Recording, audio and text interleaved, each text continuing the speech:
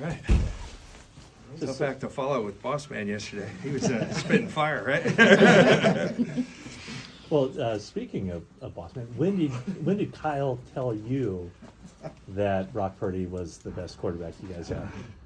I don't know. I was there when he told Jed that. My jaw hit the floor. He had told me that, but I didn't think that.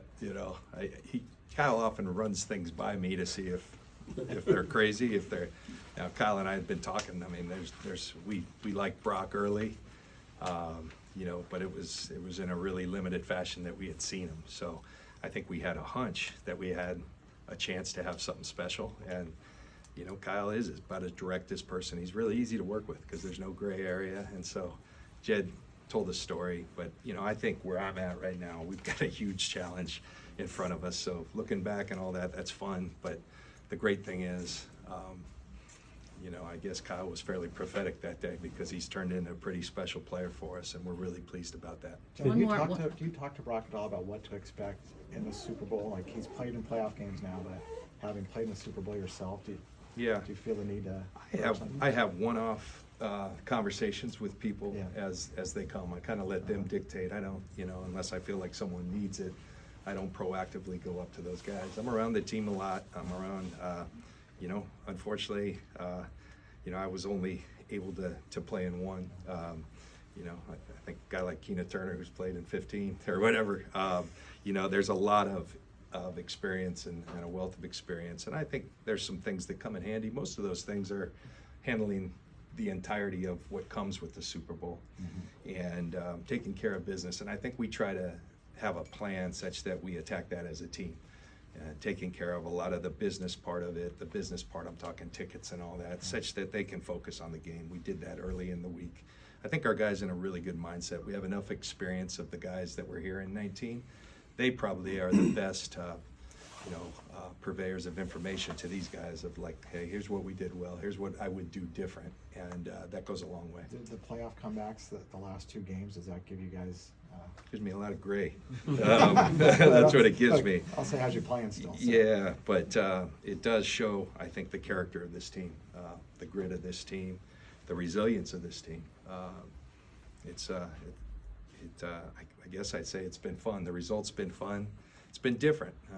I think we're typically a start fast team, and I think we'll have to be that this week. And but I guess the nice thing is we know that we can do it. So if you fall behind, and I'm proud of our guys, the ultimate goal is at the end of the game to have more points than the other team, and they've done a tremendous job of doing that. But we do want to start faster and play better from the beginning. John, the last few years, you guys haven't shied away from what the goal is here, is to break through and win this thing. For lack of a better term, you've kind of grown up with this nucleus of guys. How important is it to get over the hump and win it for you with this group that you've kind of grown up? You got to pay it off. I mean, I've been on both sides, and there is something, people say that they can't ever take that away from you when you have that bond of having won together. And talked to a lot of my former teammates this week, of the guys, and that's real. And nobody really remembers who lost in the Super Bowl. So if you want to be remembered, if you want to be excellent, if you have the drive to reach the pinnacle of your profession, here's your opportunity. So what a great opportunity, and especially against a team that is kind of staking their claim as one of the dynasties. They've got an opportunity to do that. We faced them before. We have the ultimate respect for the organization, top to bottom. From the Hunt family, my counterpart Brett Veach, Andy Reid, played against them when I was playing a lot of battles. When I was in Tampa, he was in Philly. Got so much respect for Andy, Spags, their players. It's a great organization, so a great challenge, but a great opportunity to go down in the history books. And so that's why you pour everything into it. Not just now. This group's been pouring their energy into it for a long time. John, Trent, are you familiar with Trent Williams' locker situation? His block. Yeah. Yeah. Have you ever? A two-part question. Have you ever seen anything quite like that? And then, what does it say? I guess just about the respect that he might come in. I mean, no one seems to begrudge him. It doesn't seem to be like a very Bonds thing. Trent doesn't throw his weight around. He's not saying, hey, Jay Bird, nobody sits next to me. I think kind of over time, he's like the guy who tells the person next door, if you ever decide to sell, I'd be interested. And next thing you know, he's got that, he's got a shoe rack, he's got now, I mean, I thought it was a great ad when he roped it off, you know, with the official deal. Trent's a favorite of these guys because he is one of the guys, but he's a different human being, he's a different player. I've told you guys before, I don't like talking about Hall of Fame type stuff with players. He's a guy I'm not shy about doing that because he'll be there and he should be there first ballot. And nothing would help to cement that than a win in this game. Jed mentioned that you and he sort of teamed up to convince Kyle Shanahan that the trade for Christian McCaffrey wasn't too expensive. Do you remember that day? I mean, that thing was a long process. I do remember at the end, you know, and it was, you know, Kyle's usually a pretty pedal to the metal, and you know, she actually was the one guy showing some constraint, you know, and it was kind of everybody else pedal to the metal because we saw it within striking distance, and there were a lot of motivations. And Kyle, I think, was just trying to be smart and gather, hey, are we sure? And, you know, ultimately we were able to pull it off. I think it's paid great dividends, and yeah, fond memories. Jed remembers a lot of stuff, and it does jog my memory. Fred and Nick both talked yesterday about playing a full 60 minutes, and that's really what they learned from the last Super Bowl. Mm-hmm. How do you feel like this team is better equipped to do that, and what they learned from that? Well, Trace, no greater illustration than our last two games of doing that, playing till the end, and you know, playing 60 minutes also means starting fast and starting hot. Now, I would give great you know, credit to our opponents the last 2 weeks. They came out, had great game plans, got after us. It took us a little while to find our footing. We need to have our footing from the beginning, and we need to come out on point. But yes, yeah, absolutely, especially against a guy like Patrick Mahomes. I think he embodies that. I mean, just look at every play with him. The play is never dead. He can play in rhythm. He can extend. You think you have him tackled, and then next thing you know, he's spun out, and he's a fantastic player. He's fun to watch. But you know, the approach against him is very much the approach you have to have against their team. You know, I think a lot of really painful memories, things that keep you up at night, things that drive you and fuel you about that last experience in 19 when, you know, 6 and change and we're up 10, you know, and you remember those things. And so absolutely. And the best way to do that is attack everything we do, you know, with us starting fast, being on the details, play every play, and finish everything we do. John, you're a former safety, and you watch a lot of film.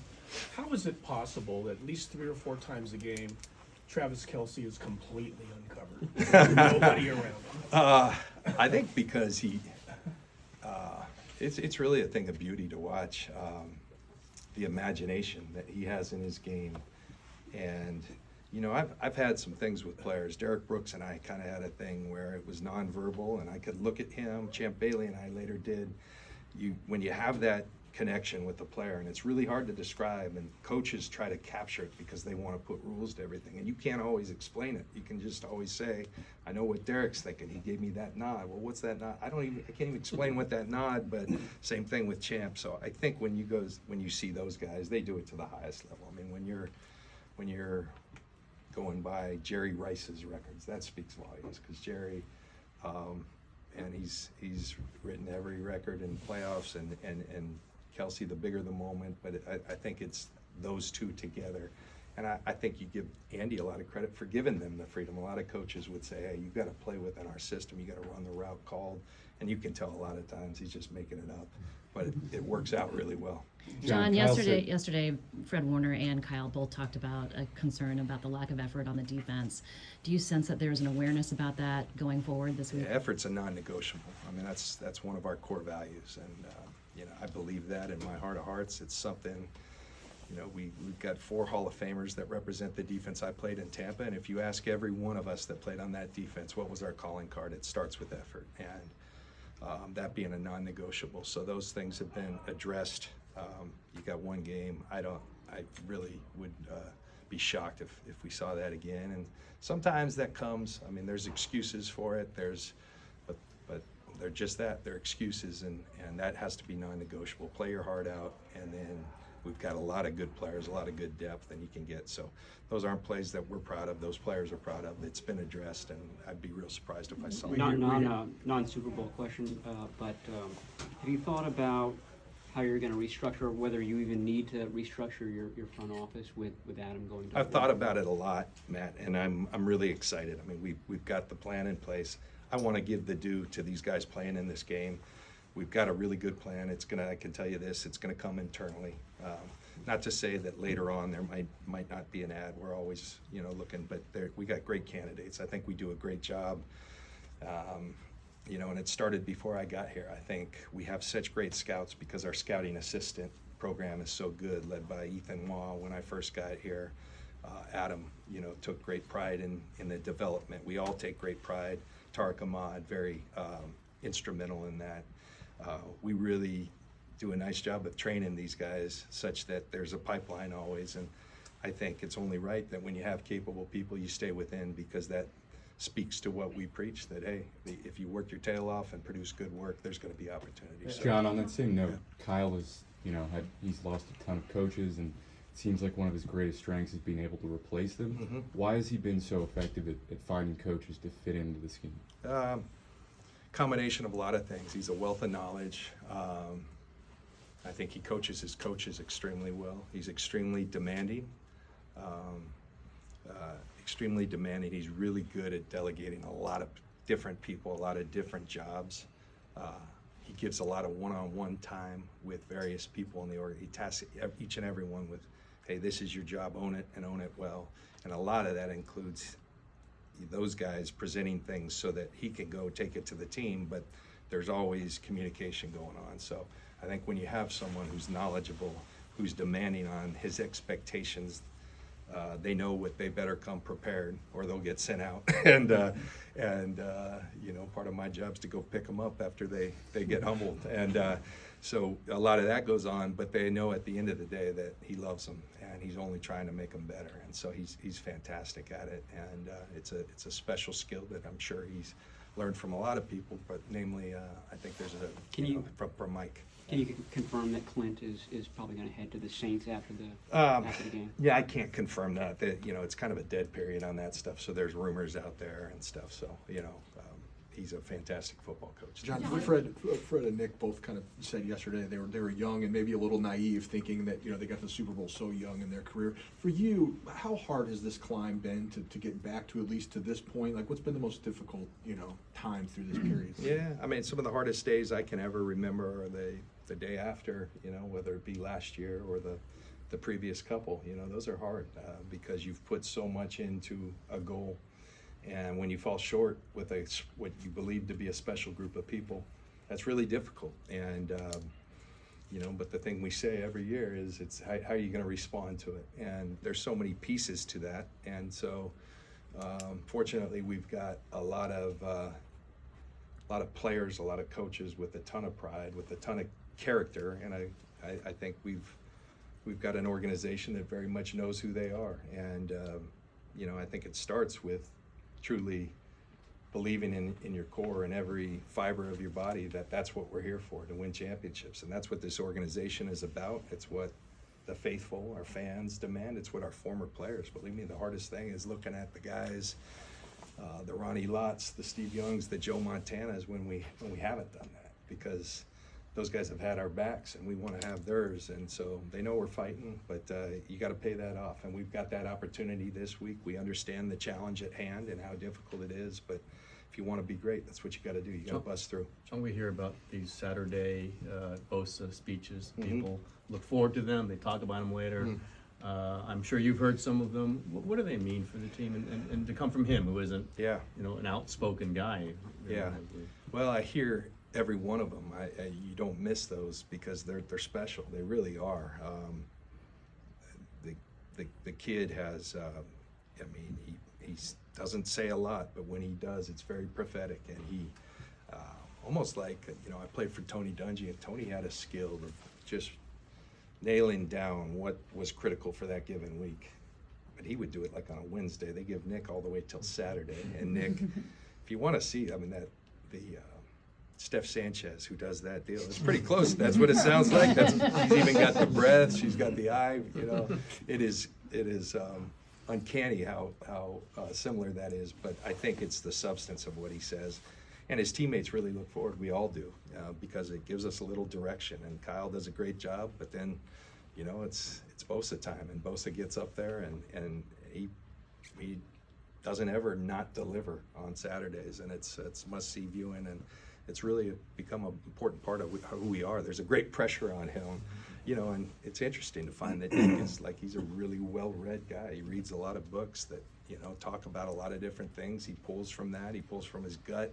He pulls from his experiences, and it's pretty special what he provides for us. John, in that NFC championship, two of your more veteran players playing at your position at safety, I thought came through in a big-time pinch, and Tashawn and then Logan playing a position that we hadn't seen him play here yet. Yeah. Just from your perspective, how big of a pinch hit appearance was that? And when you did bring Logan in, did you see him contributing across multiple positions the way that he has?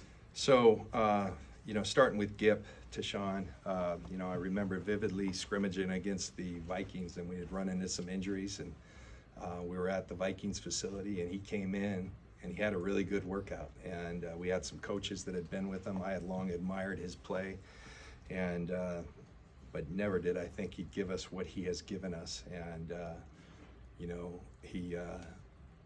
I've stopped looking for him to kind of hit the decline, because he's not. He's playing a really integral role, just like he did versus Detroit with the strip fumble. He has a knack for making big time plays. I think it was against Green Bay. I think of a bubble screen, and there were just two people over, and he makes a shoestring tackle, or Christian Watson, I believe, is gone. I mean, he does things like that on a day in, day out basis. We ask him to cover receivers a lot, which is a difficult thing for safeties, and he does that, you know, to the highest of levels. I got so much respect for Gip. He does it quietly. He doesn't get a lot of acclaim for his play, but man, he deserves it. Logan Ryan, you know, we started talking with him. We started a conversation. You know, we had some things going on. You knew he was a versatile guy who had played nickel early in his career and really played safety at a high level. That's a hard transition. A lot of people say, well, that he should move over to safety. I think it's harder done than said, and Logan made a really nice transition. Played really well when we played Tampa, and so that left an impression on us, and we were having some injuries, and talked to Logan, and Logan, I think, you know, I talked to him numerous times, but when we really became a thing, he was on a Disney cruise with his family, and you know, but had, you know, kind of chronicled his plan. He's got, you know, he's got a huge house with like a 50-yard football field. He did 2-a-days, and he got ready, and he's delivered for us as well, playing safety. I know a lot of people were critical about the game, but we're very appreciative, you know, how much he's picked us up, playing safety against the pack, playing nickel in our last game, and he obviously is a guy who knows how to win. He's been here before and delivered and won with the Patriots, so it's great to have him. John, how would you Say two describe more. Mooney Ward's personality to someone who's ever met him? Oh, and man. also his jump this year? I love that guy. Mooney's just such an interesting, there's an innocence about him, and I tell him all the time, like, walk around like you're special, because you're a special player. And I love it, because nobody calls me John Lynch, and he calls me John Lynch. Hey, John Lynch. And I love it. And he just started doing that this year. But I said, keep doing that, because ever since you have, you're playing, you've even gone to a higher level. Mooney's a special guy. A guy that our scouts did a great job identifying in free agency. We all became really impassioned as to what he could become. We felt like he was already a good player, and he had a lot of room for growth. I just think his size, his length, his smarts, he's a really smart football player, and his competitiveness makes him a really good football player, and he's playing at a really high level. Not only is he in a Super Bowl, he's doing it against his former team. Somebody told me earlier, I think 6 years, 6 championship games for him, so it's pretty special. When you drafted Jake Moody, I'm sure you Mm-hmm. thought that this scenario was possible, him kicking in a Super Bowl. What are your thoughts about a rookie going into this big game now after having seen A lot of him last confidence in Jake. I mean, Jake is, I think a lot of people want to talk about, you know, some challenges that he's had, but I like to look at how he responds to those, and he's very steady. He really is, and we feel very convicted. We felt very convicted then. You know, you go take a third round on a kicker. We did have 3 picks, and it's something we needed, and so, you know, we had a lot of confidence in Jake. We still have a lot of confidence because we see him day in and day out. I think he's ready for the moment, and really proud of the season he's had. When John, you there's say been a- Mooney has a lot of innocence to him, can you just expand on what you mean by that? I just, he's just a sweet kid. He really is. We don't talk a lot about that in football, but he's an easy guy to like. He's enjoying being a father as much as anyone I've seen. Really, really proud of his daughter. We just have a lot of cool conversations, and fantastic football player, but a really good human being that has earned everybody's respect in this organization. There's Jim, been a last learning one. there's been a learning curve for Steve Wilkes after he became the defensive coordinator here. Where do you feel like he's at now in his play calling? Steve's done great for us. Steve's just got this, we've talked about it from the beginning, he's got this commanding presence. I think the move down to the field because of that was a good one. I think the ability to adjust within a game is, I feel strongly it's easier when you have a guy down. Now, sometimes you listen to the coach and they feel more comfortable, you give them that. And those are Kyle's calls, and we saw fit to make that change, and I think it's been a good one. And so, we're very grateful to what Steve's given to us, and excited to have him going into this last game. It's we are where we're at, and we're there for there's a lot of reasons for it. He's one of them. I got Yeah. it. Thank you guys. John. Okay. Thanks, John.